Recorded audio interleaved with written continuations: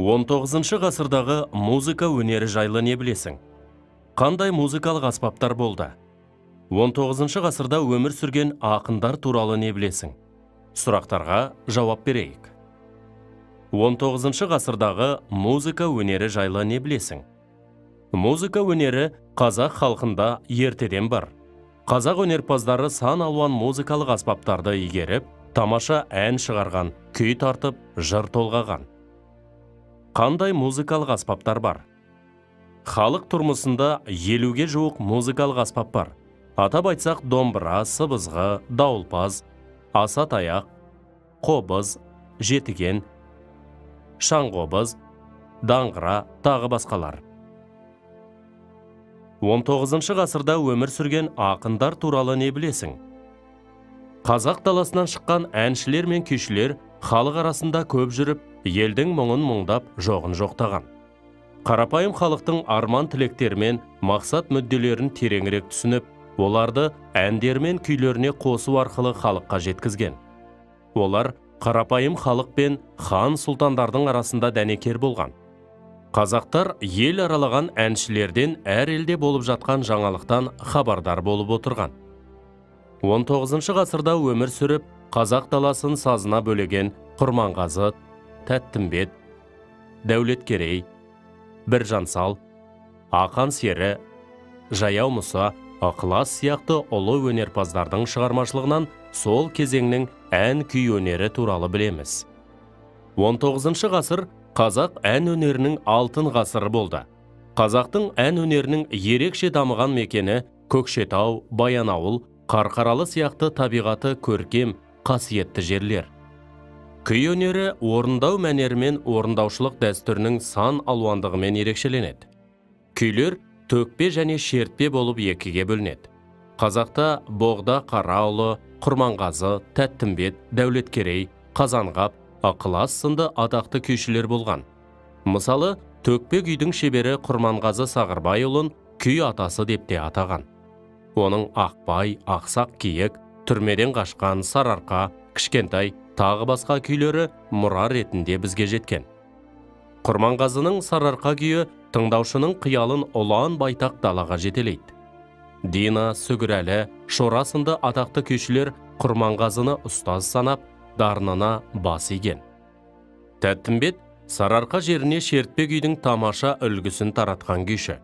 Оның күйлері жұмсақ, ерке, назды, көңілді келеді. Солардың ішінде былқылдақ, сылқылдақ, қосалқа күйлері ерекше сазды. Тәттімбет 40-тан астам күй шығарған сазгер. Дәулеткерейдің жігер, бұлбұл, керілме күйлері лирикалық, нәзік, сырлы, әсемде ырғақты туындылар. Желдірме күйі халықтың дәстүрлі ат жарысын бейнелейтін екпінді де әсем шығарма. Бұл күйден ұлттық рух айқын көрінеді. Қазақта қобызбен орындалатын күйлер өзінше бір төбе. Қобызды қасиетті музыка аспабы санап, ерекше қадір тұтады. Ерте дәуірде өмір сүрген Қорқыт бабамыздан бастап, 19 ғасырдағы Ықылас Дүкенұлына дейінгі қобызшылардың есімдері ел есінде. Ықылас Дүкенұлының Қорқыт күйі, Қамбар күйі, Бес төре, Жезкиік, тағы басқа қобызға арналған күйлері танымал шығармалар. 19 ғасырдың екінші жартысы қазақ музыка өнерінің гүлденген дәуірі болды. Қазақтың әні мен күйін зерттеген орыс ғалымы Потанин бұл кезең туралы «Маған бүкіл қазақ даласы ән салып тұрғандай болып көрінеді» деп, қазақ музыкасына деген сүйіспеншілігін жасырмаған. Саламатсыздар ма, құрметті білім алушы. Тарих пәні мұғалімі Амиркулова Албосын Ашимхановна. 7-ші сынып Қазақстан тарихы сабақтың тақырыбы 19 ғасырдағы мәдениеттің дамуы. Мақсатымыз салт дәстүрлер мен әдет ғұрыптардың құндылықтары мен маңыздылығын анықтау. Зерттеу сұрағы: неге 19 ғасыр қазақ халқының дәстүрлі музыкалық өнерінің гүлденген дәуірі деп саналады?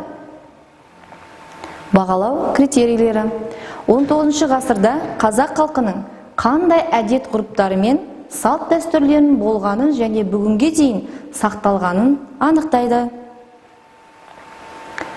Экранға қарасаңыздар, 19 ғасырдағы музыка өнері жайлы не білесің? 19 ғасырдағы өмір сүрген ақындар туралы не білесің? Қандай музыкалық аспаптар туралы білесіз? Салт дәстүр мен әдет ғұрыптардың құндылықтары туралы не білесің? Бүгін осы сұрақтар бойынша жауап алатын боламыз. Өздеріңіз көріп тұрғандай, 19 ғасырда музыка өнері жайлы не білесің? Музыка өнері қазақ халқында ертеден бар. Қазақ өнерпаздары сан алуан музыкалық аспаптарды игеріп, тамаша ән шығарған, күй тартып, жыр жырлаған. Қандай музыкалық аспаптар бар? Халық тұрмысында 50-ге жуық музыкалық аспаптар бар. Атап айтсақ, домбыра, сыбызғы, дауылпаз, асатаяқ, қобыз, жетіген, шаң қобыз, даңғыра және тағы басқа. Қазақ даласынан шыққан әншілер мен күйшілер халық арасында көп жүріп, елдің мұңын мұңдап, жоғын жырлады. Қарапайым халықтың арман тілектері мен мақсат мүдделерін тереңірек түсініп, олардың әндері мен күйлерін қосу арқылы халыққа жеткізген. Олар қарапайым халықпен хан сұлтардың арасында дәнекер болатын. Өздеріңіз көріп тұрғандай, әншілеріміз бен күйшілерімізді экранда көріп тұрсыздар, мен атап өтейін. Қорқыт ата, Асан Қайғы, Ықылас Дүкенұлы, Дина Нұрпейісова, Тәттімбек Қазанғапұлы, Құрманғазы Сағырбайұлы. Ендеше оқушылар, өзіміздің қазақ халқының керемет салт дәстүрі мен әдет ғұрыптарының құндылықтары туралы не білеміз?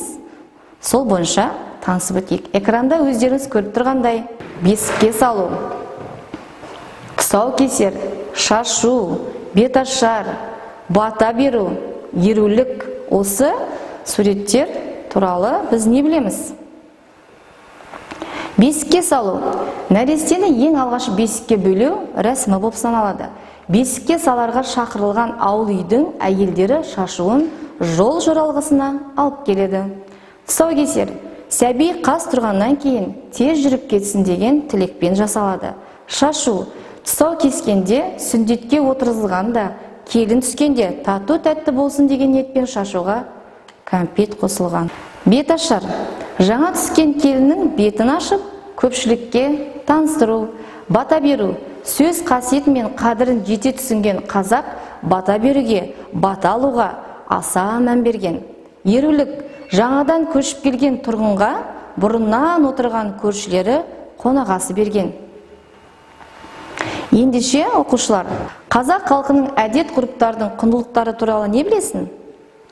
Қазақтарға дәстүрлі қонақжайлық қасиет ежелден тән. Олардың бұл қасиеті көптеген ғасырлар барысында қалыптасқан. Қазақтарда ежелден келе жатқан әдет ғұрыптың бірі ауыз тию. Қымыз мұрындық. Қымыз ашту маусымның басталуына байланысты әдет ғұрып. Ауыл адамдары бірін-бірі шақырысып, қымыз ішер алдында арнайы дастарханнан тамақ жеседі. Дала тұрғындарының дәстүрлі әдет ғұрыптарының бірі асар. Онда ауыл тұрғындары ешқандай ақалмастан бірлесе жұмылып, біреудің белгілі бір жұмысын бітіріп береді. Аластау. Дәстүрлі тәңіршілдік дүние. Танымнан отқа табанудан қалған ырым. Ол екі түрлі мәнде ел аумағын, мал өрісін, мекен жайды кесір кесапаттан сақтау үшін және адам мен малды ауру сырқаудан сақтау үшін қолданылған болатын. Енді оқушылар бүгінгі керемет салт дәстүр, әдет ғұрып туралы тақырыпта сіздерге тапсырма берейін. Өздеріңіз көріп тұрғандай, бірінші тапсырмада қазақ халқының дәстүрлерінің атаулары мен суреттерді сәйкестендіресіз. Төмендегі ұяшықта орналасқан сөздерді осы суреттерге сәйкестендіріп дұрыс жауабын табуымыз қажет. Ендеше уақыт кетті.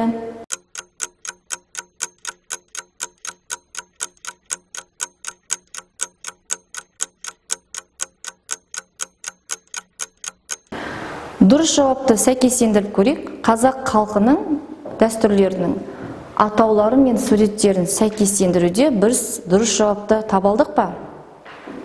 Бесікке салу, тұсаукесер, шашу, беташар, бата алу, ерулік. Өте тамаша, жарайсыздар. Екінші тапсырмамен жұмыс жасап көрейік. Әдет ғұрыптар мен дәстүрлерді ажырат. Дескрипторге қарасаңыздар, әдет ғұрыптар мен дәстүрлерді ажыратасыздар. Ендеше сіздерге уақыт кетті.